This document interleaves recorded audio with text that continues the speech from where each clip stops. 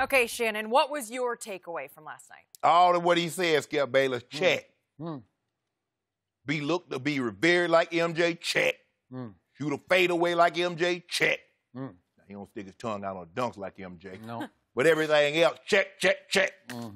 For me, Skip Bayless, I will remember last night that LeBron James passed Michael Jordan, his idol, and a lot of current players and a lot of players and a lot of people's idol as the fourth all-time leading scorer in NBA history.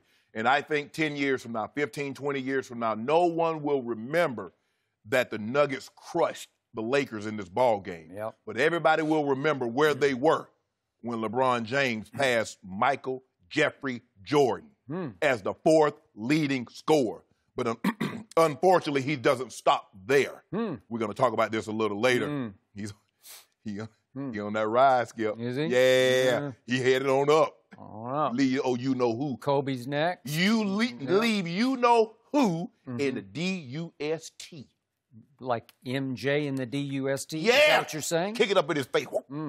Kick it up in his face. Moving on. Go on by his business, Skip Bayless. Look, it just goes to show you just how consistently great this young man has been since he's arrived in the NBA. 11 consecutive first-team All-NBA, 12 overall, and he's a 27.1 career average scorer. He's top 5 in scoring, top 10 in assists, and in a couple of years he's going to be top 5 in assists.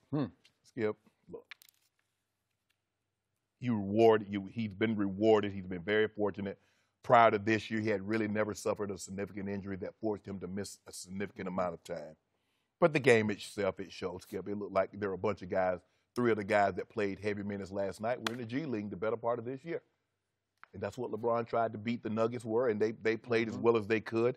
But when you get crushed, the Nuggets are a very good rebounding team, especially on the offensive end. They beat the Lakers overall in rebounding by 14. Cashed them in 18 offensive rebound, 24 second chance points. And Skip, when you do that, and even as bad as the Lakers played with the undermanned unit that they had, Skip, early in the fourth quarter, they had a chance to tie the ball game.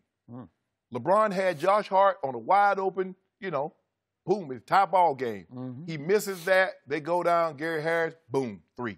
Now, instead of being tied, they're down 5. And then Gary Harris come right back down again, boom, 3.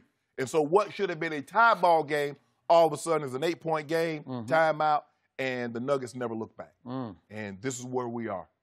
It has been a very, very disappointing season for everybody involved with the Lakers. LeBron never, ever imagined this season would turn out the way it has, but this is what it is. But there have been some historical milestones that LeBron James has been able to accomplish. And maybe that's the consolation prize for this season.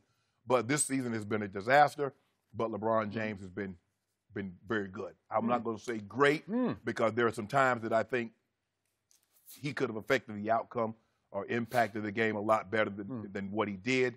But got no complaints from me from what I saw last night. I am shocked by that assessment of last night by Shannon Sharpe. That was humble.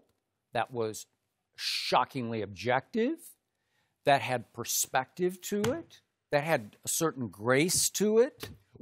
As opposed to what I saw from your man on the court last night. Because I will be the first to admit. By the way, Jenny, I did. Do you remember my score prediction? Yeah. It was I predicted 115 to 95. Sue me. I missed it by 4 points because it was 115 to 99. But I wasn't going to bring it up. Sorry. Okay. But yeah, he was on. Anyway, thank you. Now, back to your man.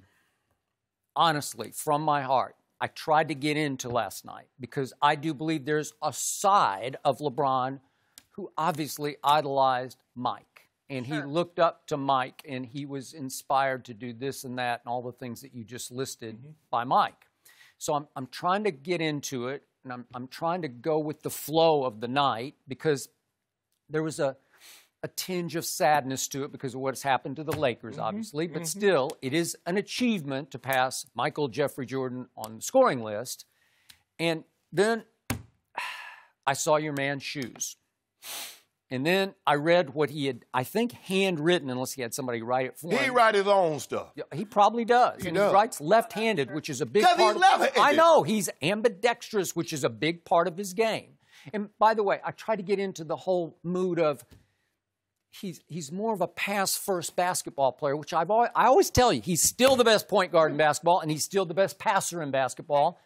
He's also still the greatest attacker of the basket I have ever seen at 6'9", 200 and whatever he weighs, 270, 280 maybe. No. 270. Let's give him 270. Okay. 60. Ambidextrous at the hoop. He can score it either way, and I thought it was fitting that he scored the 2 points with his left hand. And one. It was and one, and it was even more fitting that he actually capped off the and one by making the free throw.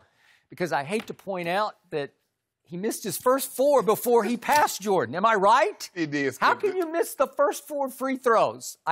My dogs would jump and skip. I was dang it, LeBron. Dog looking at me like, Dad, what's wrong with you? LeBrick. They're worried about you? And the thing, LeBrick. Skip, they're not even close. LeBrick. Yeah. LeBrick. Skip, they're not close. LeBrick. Since he came back from injury, he's shooting 61% from the free throw line. I don't know what happened. He's got the demons going. He does. Okay. As so simple as that. Took a little off. So now we're back to the shoes. And he hand wrote with his left hand in some kind of like magic marker or something. I don't know. You know he used the Sharpie. Sharpie, okay. Sharpie. Magic marker. I don't know what it was. What are we, in grade school? Yeah, in great. Well, he's talking about growing up. You know, he idolized. He might have found a magic marker for all I know. Okay. And what did he do on the side of his shoes? Thank you, MJ23. If he had just left it at that, I would have been so good with it because that would have been such an inspiring message of the night. Okay, what do you got? But what did he do at the end of that? What did he do, Skip? He got drew a crown. He got a crown. And so suddenly the message changes from thank you to thank you for inspiring me to be greater than you, to be the king. Crown right? him. Crown him. Said LeBron with that message on the side of his shoes. Why would you put the crown on? God, he the king. We don't need the crown. Is he not the king? So the whole night was spent looking up to Jordan while looking down on him. That's how it came across to me. No, it didn't. The whole night was one long humble brag. That's what your man does. It's incredible humble bragging because there is no, what you just provided some perspective, some big picture. And the big picture of this, the perspective I wanted to hear, a little bit of humility from LeBron. It did take 118 more games than Michael Jordan played to pass him. Well, 118, that's a lot of games, Okay, man. but Skip, you still won't mention LeBron James is still 1,240 shots behind him. And you still won't mention that Michael played in an era in which they did not emphasize even taking three-point shots, not let alone making them. They just didn't care about it. No. It was almost like a taboo shot when it first came in, like a joke, a gimmick, a clown shot. Like, you don't do that. If the greater you are, the less you're going to shoot that shot. So now, LeBron James, he made pretty quick last night. He missed his free throws, but he made those 2 threes, and I'm like, uh-oh, here he comes. And he has now scored 3,399 more points from the three-point line than Michael did in his career. Think of that. That's 3,400 more points because he's attempted 3,204 more threes than Michael attempted. Well, that's a shocking advantage to LeBron to catch and pass him. But even with that, even with the 3,400 more 3,400 more points and the 2,000 more threes, he's still 1,240 shots behind him. Okay, but again, Michael was a very good passer. Let's not discount that. He's 2,000. LeBron is 2,000 assists clear. Okay, but think about 118 games. That's a lot of games. Okay, what?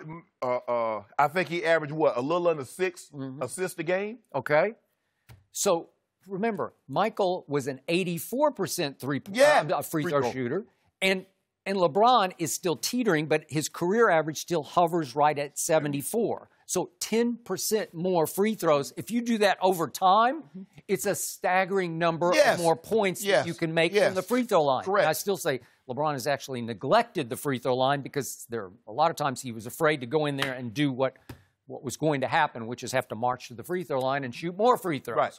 So to me, I needed to hear some of that perspective last night. What perspective? Well, I just told you. Oh, so you want him to say, shots. you want him to say, you know what? Yeah, I passed Michael, my idol, my hero. I looked up to. He gave me inspiration. But guys, I want y'all to know, I did play 117 more games. Guys, I did take 2,000 more threes than him. Really, is that what you want him to say? Yeah. Man, Perspective. Just say, look, I know that it took me a while to do it, but this was more of a longevity achievement for LeBron. This was more of, I took better care of myself than Michael did. And I'm always going to give you that, because Michael did not take great care of himself near the end, even though he worked out hard. He hit the cigars, all the rest. And I think LeBron's starting to go down that path a little bit too much now. If he really wants to pass Kareem, we're going to talk about that. He going to pass him. I don't want to. He going to happen. All right. But obviously, LeBron has focused harder on his fitness than even Michael did with the great Tim Grover. They used to have their breakfast club. Right. And I'm going back to 98 during the finals, during that run. Right. Okay. He was in peak weight room sort of shape. And yet LeBron has managed to stay a little healthier, a little longer. I know he just had the 18-game injury that he just suffered. But here's the thing, though, Skip. No, I've never, and I've been alive to see a lot of records passed. I have yet to hear the guy when he passes.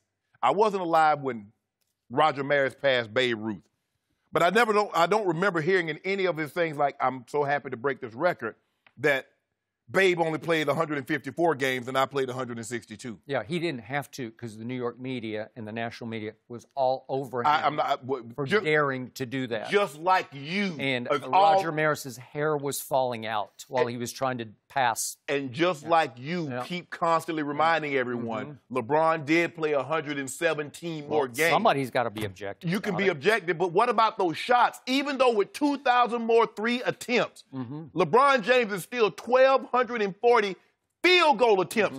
All threes, twos, he's still 1,240 behind him. I just want to know why. Why? How can LeBron get to pass him when he's taking fewer shots in 117 more games? Well, he was much more of a pass-first basketball player than Michael was. So Magic Johnson was pass first. He didn't pass Michael. Oscar Robertson was pass first. Isaiah Thomas, John Stockton, Jason Kidd. They not passing Michael. Maybe LeBron would have won more championships if he would, as you keep saying here lately, have gone Harden more often. Am I right about that? Maybe. Because he did not. Maybe he was unselfish to a fault. Maybe he shrank from that responsibility. I don't